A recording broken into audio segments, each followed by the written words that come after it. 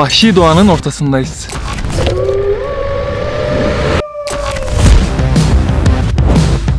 Göl kenarına gidiyoruz. Orada kampımızı kuracağız.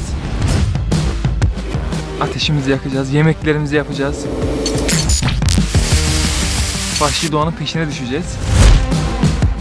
Bir zirvedeyiz. Etrafımızda kara akbabalar uçuyor. Çok güzel bir kamp macerası bizi bekliyor.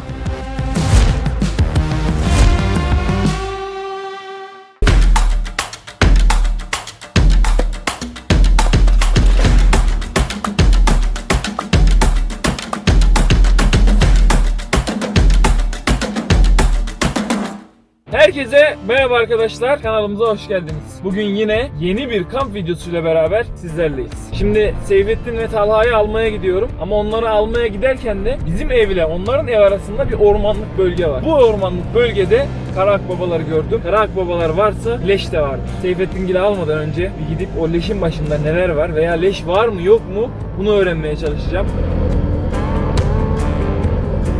Arkadaşlar kara akbabalar çok yakınımda. Şu anda yaklaşık 50 metre falan yükseklikten uçuyorlar. Yani bu alçak uçuş demek oluyor. Tam karşımdalar. Onları görüntüleyeceğim ve sizlere göstereceğim. Oradan görünüyor mu bilmiyorum ama şu anda tam sol tarafımda. Oo, ağaçtan kalktı. Ağaçtan karşımdan kalktı.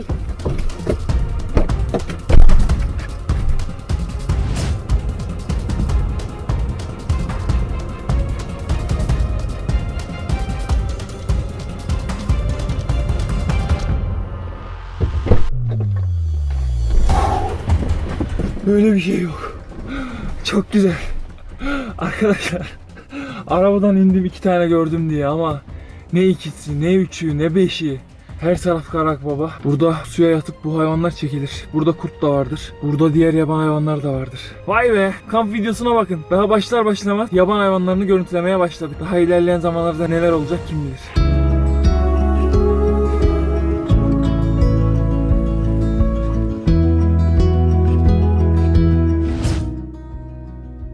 Nereye?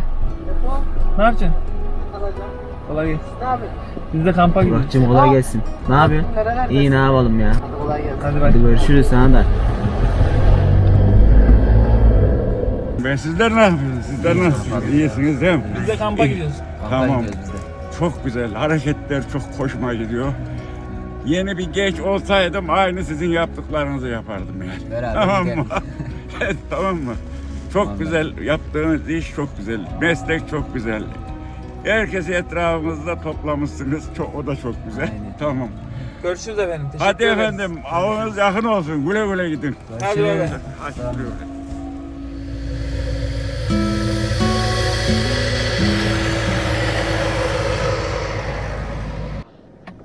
Uzakta mı yakında mı? Hemen şu karşımızda. Gördüm bir tane değil mi? Bir tane.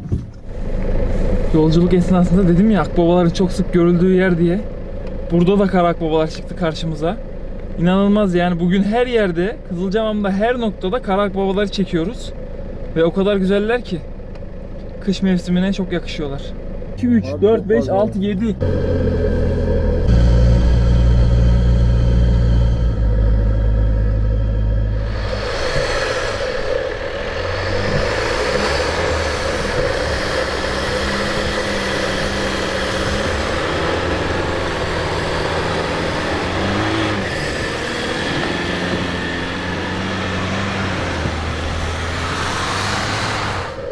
Abi bence macera aramayalım ya. Sıkıntı bırak. Bu çıkışın bir de sabah inişi var.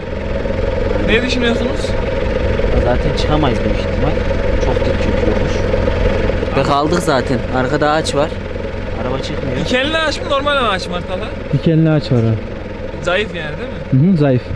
Üstünden geçersin ama biraz sıkıntılı şu an. Deneyelim şöyle dönmeyi de bakalım. Dönemeyiz abi. Tam gaz yüklenmem lazım ama. Sonra.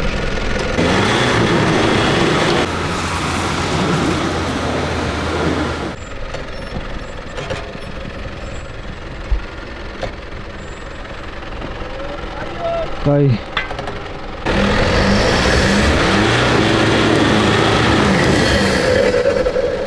Abi aksiyon bizim işimiz. Gel gidelim. Abi biraz bir aksiyon yaşadık, macera yaşadık. Arabayı zor döndürdük. Aracımızı da daha fazla zorlamayalım.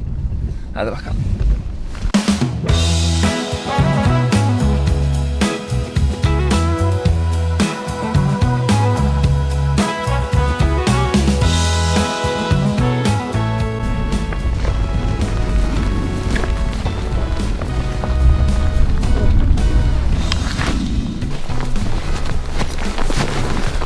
Evet arkadaşlar, şu anda çadır kampını kuracağımız noktaya geldik. Bir zirvedeyiz. Etrafımızda kara akbabalar uçuyor. Vahşi doğanın ortasındayız. Sabaha karşı bir kar yağışı beklentimiz var. Az önce kurtlar uludu. Etrafımızda akbabalar uçuyor. Biz de çadırımızı kurmaya geçtik. Çadırımızı kuracağız. Her zamanki gibi ateşimizi yakacağız. Yemeklerimizi yapacağız. Vahşi doğanın peşine düşeceğiz. Çok güzel bir kamp macerası bizi bekliyor.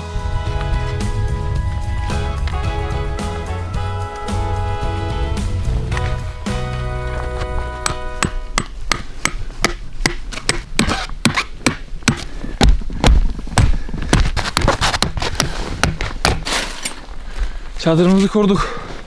Sis bastı. Şimdi içerisine malzemelerimizi koyacağız. Gir içeri, gir.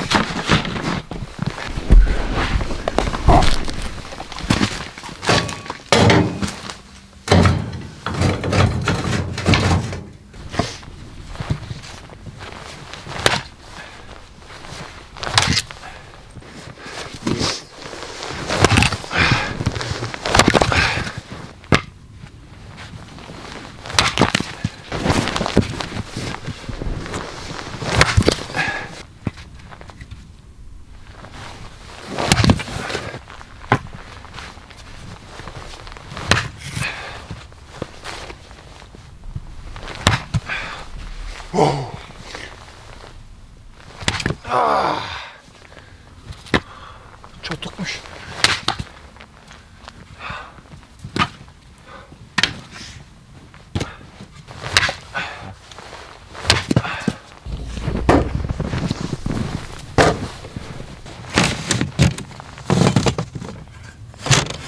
Evet arkadaşlar, çadırımızı kurduk. Vahşi doğanın ortasındayız. Yaban hayatı gözlemini yapmadan önce her zaman yaptığımız gibi karnımızı doyurmamız gerekiyor.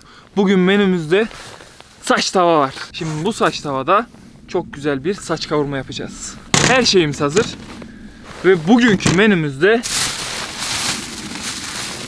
bizim kasaptan aldığımız kuzu kol var. Bu görmüş olduğunuz kuzu kolu şimdi sıyıracağız ve saç tavalık doğrayacağız.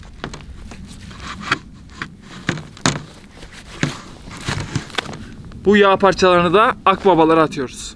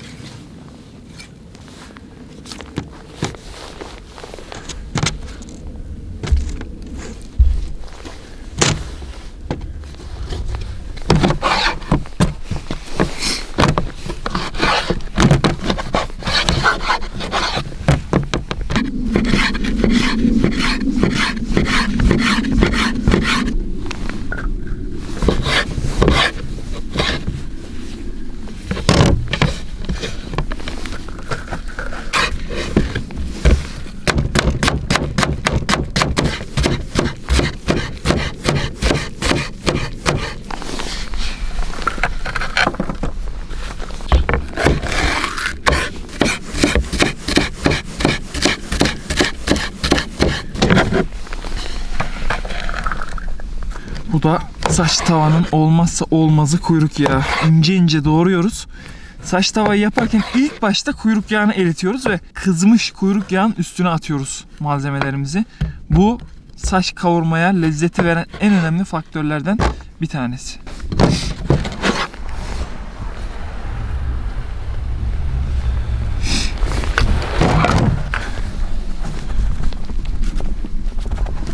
Akşam yemeğimiz hazır. Şimdi saç tavanın üstüne böyle diziniz. Abi hepsi bunların aynı anda pişmez diyebilirsiniz. Talha da bana öyle demişti çünkü. Bunları biz şimdi tabak olarak kullanıyoruz saç tavayı. Biraz sonra ateş yaktıktan sonra tek tek tabi düzenleyeceğiz. Ateşimizi yaktık. Şimdi de sobamızı yakacağız. Sobamızı yaktıktan sonra da içeride bir ısınmamız lazım. Çünkü hava şu anda -8. Sabah olduğunda -15, -20. Oo, donmuş resmen. Sobanın etrafı da donmuş. Böyle bir şey yok ya.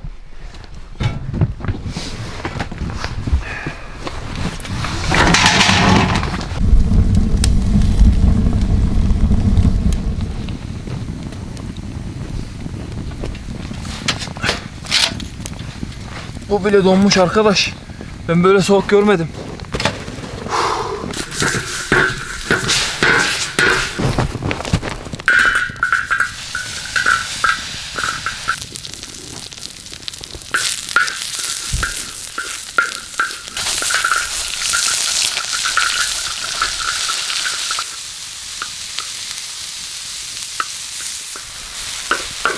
Çok güzel. Yemeğimizi hazırlıyoruz arkadaşlar.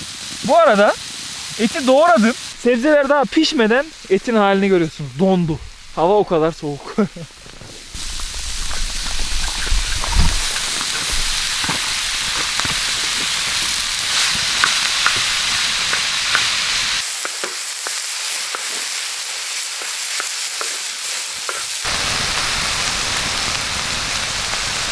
Şimdi saç kavurmamız birazdan hazır olacak. O sırada biz de atom yapıyoruz. Atomda ne diye sorarsanız, bu sarımsağı görüyor musunuz? İşte bu sarımsağı alüminyum folyonun içerisine saracağız ama sadece bununla sarmayacağız.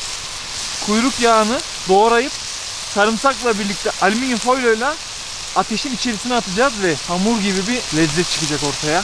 Gerçekten müthiş. Bu benim babamdan esinlendiğim bir tarif. Buradan babama da bol bol selamlar. Az önce aradı. Ne yapıyorsun? Planınız ne diye sordu. Hala o çekinme durumları, o merak duygusu devam ediyor.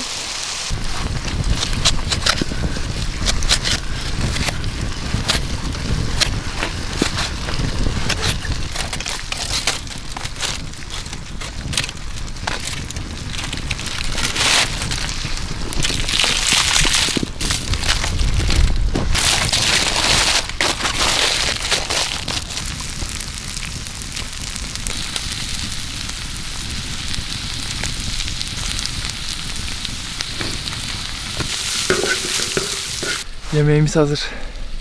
Şimdi arkadaşlarımla beraber yaptığımız bu yemeği doğal ortam, ay ışığında, kar yağışı eşliğinde hep birlikte yiyeceğiz. Oo. Güzel olmuş. Elinize sağlık arkadaşlar. Afiyet olsun. Bir şey söyleyeyim mi? Şu soğukta üşüyerek bu yemeği yapıp da şurada şunu yemenin Ayrı bir anısı tadı var. unutulmaz. Ve tadı Maalesef. var yani gerçekten. Tadı var ya. Yemek kokuyor. Şu yemeği restoranda yesen bence bu kadar keyif vermez. Vermez. Gülsüm hava sanki azıcık yumuşamış. Daha soğuk. Yok daha soğuk bence. Ben size bir şey söyleyeyim mi? Akşamdan böyleyse sabah yandık yani. Donacağız. Döveceğim. Ama içeri sıcak ya, değil mi? İçeri iyi ya, yatılır. Bir de şimdi odunları atarız iyice. Odunlar var gider, saat zaten o. Ki büyük meşeleri de keseriz ya. Keseriz ya. Abi sabah haritaya bakalım. Kapanlara gidelim önce. Gidelim kafanlara bakalım. Görüntüler Sonra var. da kurtlar nerede yoğunsa o tarafa doğru bir bakalım. Dağları gezelim.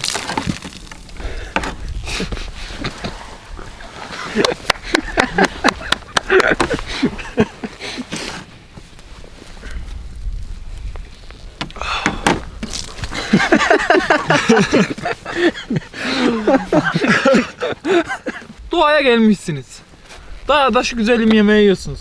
Kola ne demek diyor. Ya. Evren bize mesaj gönderiyor. O yüzden çayımızı Çay demişler işte. sonra. Çay akşam. Zaten Keyif sefasında. yorumlarda Getir, bir takipçimiz yazmış. koyalım. Abi nedir ya hani dağa gidiyorsunuz o kola nedir?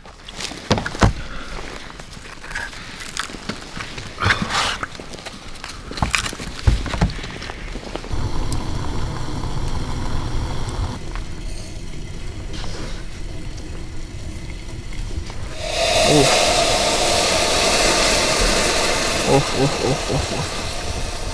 Şimdi böyle yapınca çay haşlanıyor abi, böyle yapma diyorlar da. Şimdi ben de böyle seviyorum. Zevkler ve renkler tartışılmaz.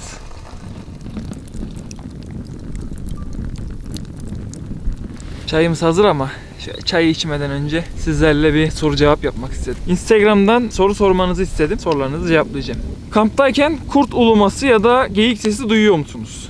Kamptayken kurt uluması duyuyoruz, geyik sesi duyuyoruz. Tabii bunların dönemleri var. Mesela biz şu anda Şubat ayındayız. Şubat ayı kurtların üreme sezonu. Bu sezonlarda kurtları daha çok görebiliriz. Kurtların uluması köpekler gibi ezan okunduğu anda daha çok duyulabiliyor. Ve biz kamplarda birçok kez kurt uluması da duyduk, kurt sesi de duyduk.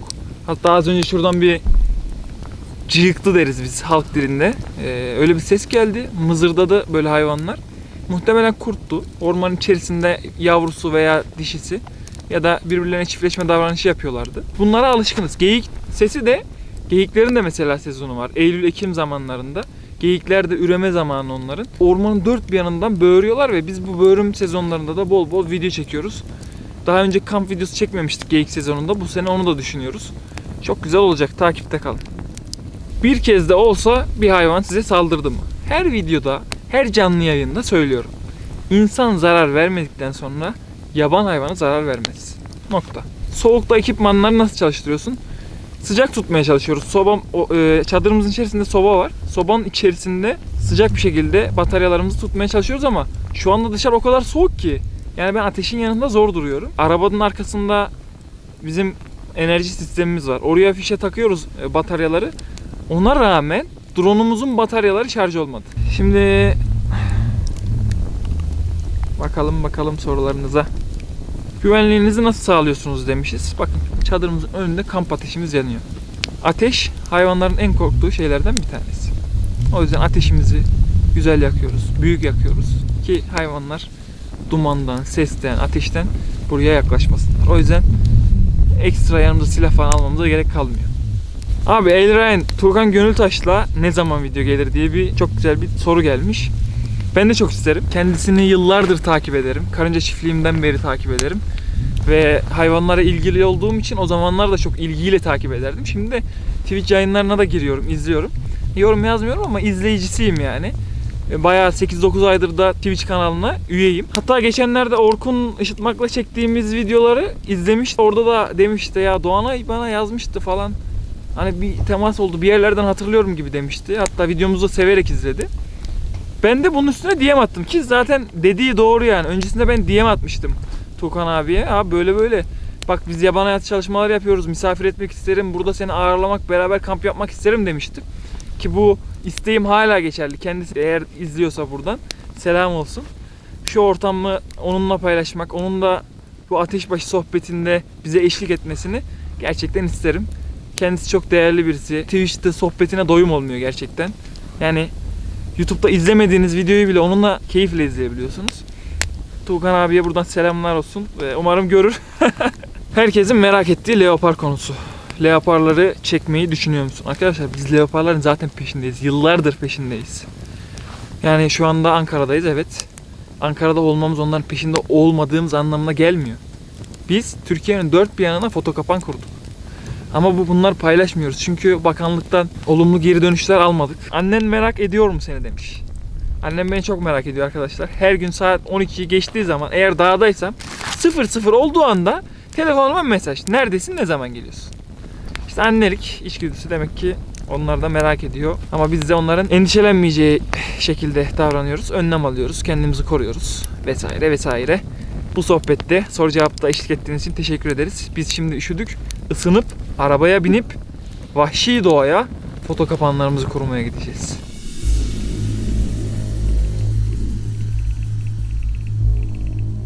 Karnımızı doyurduk, yemeğimizi yedik ve çadır kampı yaptığımız yerin etrafına foto kapanlar kuracağız. Gidişat yollarına, geçiş yollarına ve yaban hayvanlarının izlerini gördüğümüz noktalara bir göz yerleştireceğiz. Şimdi belirlediğimiz birkaç nokta var. Çadırın 100 metre gerisinde ilk girdiğimiz nokta. Ondan sonra çadıra gelmeden bir yayla var. Yaylanın çevresi. Çünkü kurtlar aç ve yaylanın etrafını tercih edeceklerdir. Yaylanın çevresinde bir patika, bir tane de ormanın içerisine doğru giden bir yol. 3 tane foto kapan kuracağız. Bu 3 foto kapandan neler çıkacak hepsini hep birlikte göreceğiz. Ama önce kurmamız gerekiyor. Bizim için izlerin olması çok önemli. Çünkü kar yağdı. Kar yağlı bir gün oldu ve karın üstünde iz varsa son günlerde aktiflik olmuş ve hayvanlar buradan geçmiş demektir. Şu anda bakar mısınız? Tam sol taraftan kurtlar gitmiş ve kurtların gittiği bu istikamette foto kapan kurmamız gerekecek.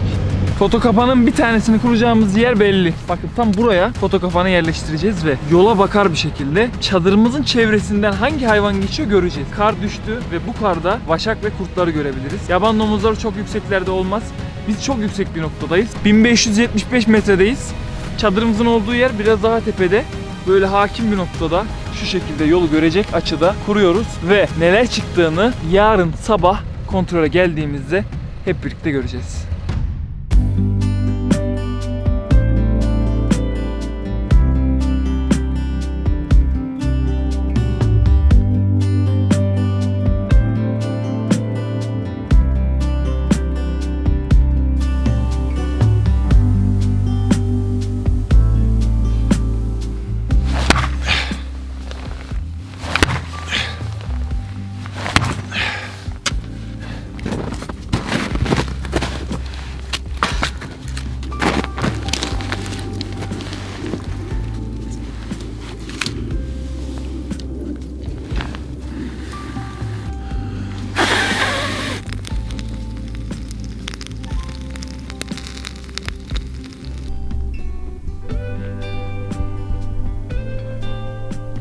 Herkese günaydın. Sabah oldu. Sabah saat 9. Sabah hava buz gibiydi ama Talha ve Seyfettin sağ olsun sobayı güçlendirdiler. Hiç üşümedik. Şimdi kahvaltımızı yapacağız. Kahvaltımızdan sonra haritadan gideceğimiz noktaları belirleyeceğiz. Yaban hayatını keşfedeceğimiz yamaçları, akbabaları gözlemleyeceğimiz noktaları ve foto kapanları kontrol edeceğimiz noktaları iyi belirleyip güzergahımızı, yol haritamızı oluşturarak güzel bir keşif yapacağız. Şimdi çayımız hazır. Kaç yudum içiyorum sabah çayı. Şöyle manzarayı izleyerek. Gerçekten muhteşem. Şu ortamın verdiği keyif tarif edilemez. Bir de şöyle bir durum var. Abi lütfen ASMR tarzı video yap. Sadece doğal sesleri olsun tarzı yorumlar geliyor. Teşekkür ederim önerileriniz için. O tip yaptığım videonun, hani İngilizce başlıkla paylaştığım videonun daha çok izlenebileceğini, globalde daha çok ön plana çıkabileceğini ben de farkındayım. Ancak benim için sizler önemlisiniz. Ben bu yola çıktığımda 1 aboneyken de, 100'ken de, 1000'ken de, 100.000'ken de hep sizler vardınız. Yabancı abonelerim yoktu hiçbir zaman. Hep sizlerin yorumlarıyla güç aldık. Buralara geldik ve video çekiyoruz. O yüzden bizim önceliğimiz sizlersiniz. İkinci planda o global tarzı düşüncelerimiz. Okul bittikten sonra kanalımızı globalde işte çeşitli ülkelere uyumlu bir şekilde çevirme işlemlerimizi yapacağımızı buradan söyleyebilirim. Ama onlar dediğim gibi ilerleyen zamanlarda şu anda sizlere özel içerikler üretmeye devam ediyoruz ve edeceğiz. Artık karnımızı doyuracağız. Hep beraber acıktık. Ve menümüzde ne var? Sucuğumuz var. Tabii sucuğumuzu yumurtasız yapmayacağız. Sucuklu yumurta şeklinde yapacağız. Döküm tavamız var. Döküm tavada pişireceğiz sucuğumuzu. Çok güzel bir şekilde. Aynı zamanda olmazsa olmazımız mantarımız var. Mantarımızı kuzuneli sobada pişireceğiz. Ve üstüne kaşar döküp tuzlayacağız. Değmeyin keyfimize. Şöyle ortalarını alacak şekilde koyacağım diyeceğim ama mantar da donmuş, sucuk da donmuş. Gerçekten hava o kadar soğuktu ki gece. Anlatamam. Şu anda güneş var. Allah'tan ısıtıyor bizi. Nerede bu akbabalar Talha ya? Vallahi. Dün etrafımızda cirit atıyorlardı. Bir o gezdikleri yerlere de bakalım. Aynen. Yemekten sonra. Bir de sabah erken ya. Doğru. Biraz sonra onlar süzülmeye başlayacak. Aynen. Biz onların şimdi üreme alanında olduğumuz için termal hava akımının da olduğu yerdeyiz. Kara akbabalar termal hava akımına kapılarak kendilerini boşluğa bırakıyorlar ve yükseğe çok kolaylıkla çıkabiliyorlar. Diğer kuşlar gibi değiller. Şöyle göstereyim. Mantarları çevreye dizdim. Ortalarına da sucukları keseceğim. Her şey donmak zorunda mıydı?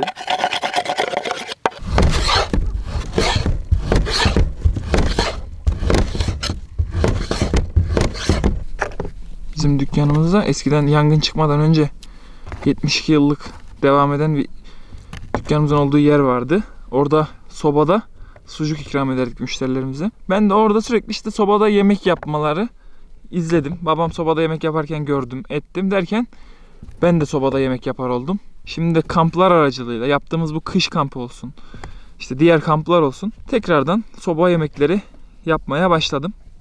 Olay budur. Sucuklar pişmeye yaklaşınca mantarların üstüne kaşarları koyacağız. Sobamız çok iyi yanıyor. Şimdi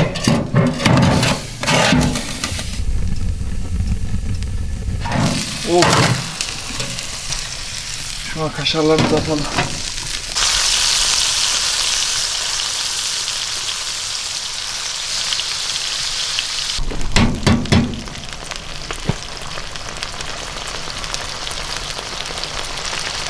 Evet, yumurtamız donmuş arkadaşlar. Kıramıyoruz, donmuş. Çok güzel. Hadi afiyet olsun.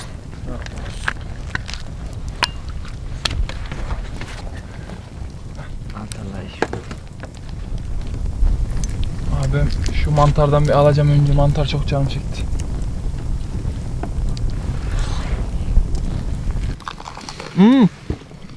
Uçuyor akbaba. Geldi yakında.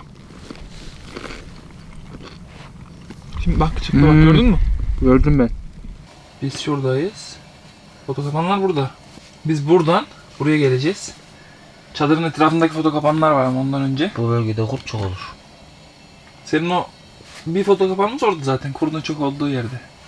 Şu an bizi çadırı kurduğumuz yer ayın derine 200 metre. Evet doğru. Şurada. Bak burada önümüzde orman var. Ormanın sol tarafından aşağı doğru yol iniyor. O yoldan aşağı doğru inip ayinlerine bir bakalım. Şimdi gidip bir orayı gözetlersek belki denk Su gelebiliriz. içmeye iniyorlarsa. Ha, yuvaya kesinlikle girmeyeceğiz ama uzaktan dürbünlerle bir bakalım. Şimdi abi o akbabaların uçtuğu yerde ayinlerinin üstü. Evet. Ayinlerinin orada bir leş olabilir. Oraya bir bakalım, leş olabilir Bu leş dediğin gibi. Ayının inine çektiği, kış boyu beslenmek için inine çektiği bir leş de olabilir. Domuz, kuzu, koyun, inek, keçi. Doğru. Ayı da olabilir. Veyahut da domuz da olabilir. Ayı inine baktıktan sonra çadırın etrafındaki kapana, gece kurduğumuz kapana, sonra da daha öncesinden kurulu olan kapanlara gidelim. Daha öncesinden 2 tane kapanımız var değil mi? Bir tane senin, bir tane benim. Evet. Ormanın öbür yüzünde gece kurduğumuz bir kapan da burada var. 3. 3 tane kapanımız 3 tane var. foto kapanımız var kontrol edeceğimiz. 15-20 kilometre bir yol gideceğiz oraya.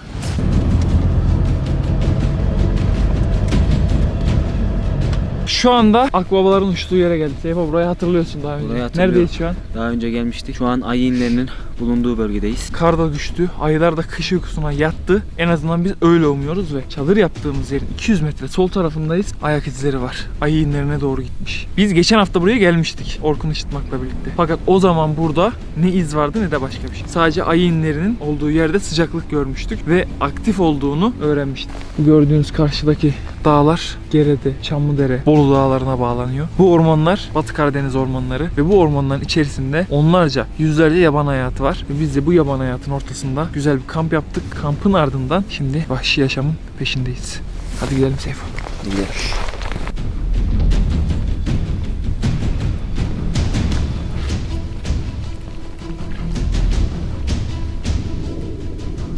Bir şey söyleyeyim mi? Ayının dışında burada kartal yuvası da var.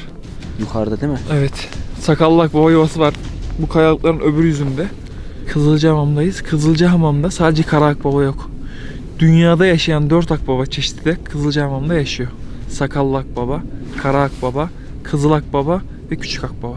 Çok uçurum ya. Oraya nasıl bir in yapmış o. Abi her yerden gidebilir oraya bence. Uçurum zor ama gidilebilecek bir yer yani hayvan için. Bu arada arkadaşlar bak gel. Ayak izlerini görüyor musunuz bak. Ayak izleri var. Sola gitmiş. Orada zaten ayinlerin orada da iz var. Buralarda da hep iz var. Gördün mü şunu? Hı. Oha. Abi kazmışlar burayı. Oha bu neyin kafası? Dur elimi değmiyor. Dişlere bak abi, kurt mu ayı mı bu? Bir dakika. Eldiven gibi bir şeyiniz var mı? Ayı abi. Ayı. Bunun kafası burada, vücudu nerede? Böyle bir şey yok ya. Abi bunun tüyleri de duruyor daha. Her videoda bir kafatasıyla karşılaşıyoruz, farkında mısınız? Dişlerini görebiliyor musunuz? Abi hayvanın dişi benim cim parmağım kadar. Şimdi küçük bir ayıya benziyor kafa olarak baktığımızda. Genç bir boz ayı. Nasıl öldü bilmiyoruz. Sadece kafatası var burada. Akbabalar buna mı uçuyordu? Yoksa başka bir leşe mi uçuyor? Onu kesinlikle bilmiyoruz. Belki de inin içerisinde bir leş var ve onun kokusuna dönüyorlar. Şimdi bu kafatasını alıyorum. Çünkü burada etrafta herhangi bir avcı görmesinler. Yani burada ayıların yaşadığını belki de bilmesinler istiyorum. Bizim yöremizin insanı bilir zaten. Yöremizin avcısı da bilir. Korur, kollar hatta. Ama dışarıdan gelenler en azından görmesinler. Pikniğe gelenler piknikte bunu görüp korkmasınlar. O yüzden bunu buradan kaldırmamız en mantıklısı. Gördünüz mü? Ayı kafatasından sonra gittiğimiz yolda bir ayı kılı. Burada bir şeyler olmuş. Yani bu kılın düşmesi avcının vurması sonucunda olabilecek bir şey değil. Ayı bir ayıyla boğuştu mu, ne yaptı? Ya da darbe aldı, yaralandı. Yaralandığı için kurtlar mı saldırdı hiç bilmiyoruz. Ama tek bildiğimiz vahşi doğanın ortasında kamp yapmışız. Gece de zaten sesler geliyordu. Şu anda uçuyor mu Seyfa babalar? Oo çok yakın, çek. Tala. iniyorlar. Kuzgunlar. Abi bizim çadır yaptığımız yere iniyorlar ya. Böyle bir şey yok gerçekten. Ekmeğimiz falan kalmıştı. Kampta sucuk vardı. Ve şimdi Seyfa nereye gidiyoruz? Foto kapanlara. Şimdi foto kapanlara gidiyoruz.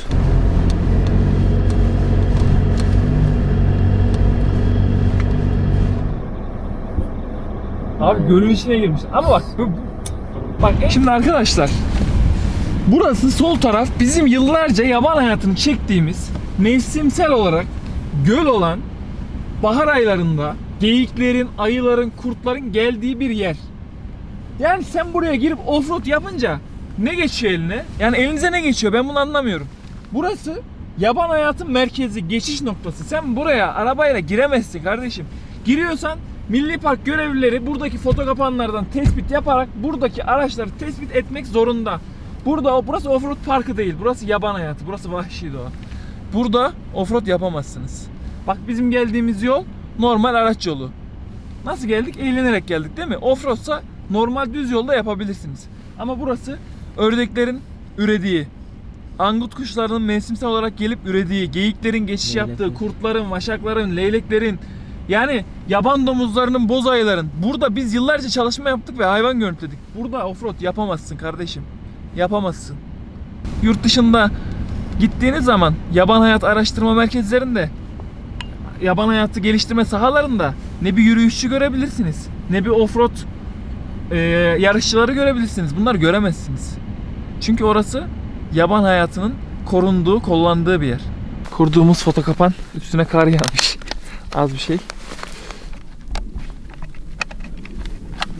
Bakalım neler çıktı. Evet, şurada bir şey var gece.